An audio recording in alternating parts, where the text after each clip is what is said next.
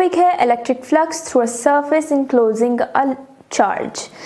Meaning कि हमारे पास ये एक स्फीयर है और उसके अंदर एक पॉइंट चार्ज है और हम ये मालूम करना चाहते हैं कि इस क्लोज्ड सरफेस के अंदर से कितना फ्लक्स गुजर रहा है। अब मैं इस स्फीयर में से एक स्मॉल पार्ट कंसीडर करती हूँ उसका और उसे मैं डेल्टा ए से रिप्रेजेंट कर देती हूँ और उसमें से हम इसका फ्लक्स कैलकुलेट करेंगे। बट प्रॉब्लम ये है कि एरिया शुड बी फ्लैट। तो अब इस प्रॉब्लम का सोल्यूशन हम आप ये एक सर्कल देख सकते हैं। अब अगर मैं इस सर्कल एक छोटा सा पार्ट कंसीडर करूँ तो आप देख सकते हैं कि वो ऑलमोस्ट फ्लैट है। इसका मतलब ये है कि सर्कल को अगर मैं छोटे छोटे पार्ट्स में डिवाइड करूँ तो मुझे रिजल्ट ऑलमोस्ट फ्लैट मिलेगा।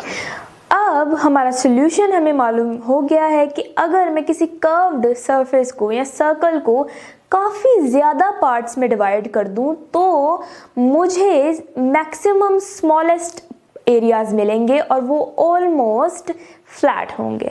अब अगर मैं जानना चाहूँ कि टोटल फ्लक्स कितना है तो मैं जितने पार्ट्स सारे डिवाइड किए उनमें से जो फ्लक्स गुजर रहा था उन सबको ऐड कर दूं तो मुझे पता चल जाएगा कि टोटल फ्लक्स कितना है। अब अगर मैं जानना चाहूँ कि डेल्टा A1 में कितना फ्लक्स है तो वो होगा E डॉट डेल्टा A1 और डेल्टा A2 में कितना फ्लक्स है E2 dot delta A2 so on and so fourth. जैसे कि आप यहाँ पे देख सकते हैं कि इलेक्ट्रिक इंटेंसिटी और वेक्टर एरिया की डायरेक्शन सेम है। पहली बात तो ये होगी। दूसरी बात, क्योंकि जो हमने क्लोज्ड सरफेस लिया था वो एक स्फीयर था और स्फीयर एक सिमेट्रिक यानी यूनिफॉर्म शेप है, सो दैट मीन्स के magnitudes of all electric field intensities are same to.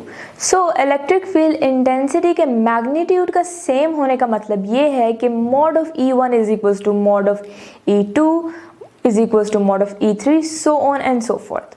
अब इलेक्ट्रिक फील्ड मैग्नीट्यूड का फॉर्मूला ये होगा 1/4 pi epsilon naught Q over R square. जैसे कि आप यहाँ पे देख सकते हैं कि इलेक्ट्रिक फील्ड इंटेंसिटी और वेक्टर एरिया सेम है तो E dot A is equals to EA cos of theta क्योंकि हमारा एंगल 0 है and then E dot A is equals to EA cos of 0 यानी 1 so E dot A is equals to EA। हमने पहले देखा कि हमने टोटल सरफेस में से फ्लक्स कैलकुलेट करने के लिए उसको स्मॉल पार्ट्स में डिवाइड कर दिया था। जैसे डेल्टा A में E1 dot delta A1 flux है, डेल्टा A2 में E2 dot delta A2 surface है। फिर हमें मालूम हुआ कि E डॉट A दोनों वेक्टर्स हैं और EA मैग्नीट्यूड्स हैं जो कि एक दूसरे के इक्वल हैं। तो हम इस इक्वेशन को ऐसे भी लिख सकते हैं, delta E1 delta A1 E2 delta A2। फिर हमें मालूम हुआ कि मैग्नीट्यूड्स भी सेम है, जैसे E1 is equals to E2 E2 is equals to E3। तो फिर हमें क्योंकि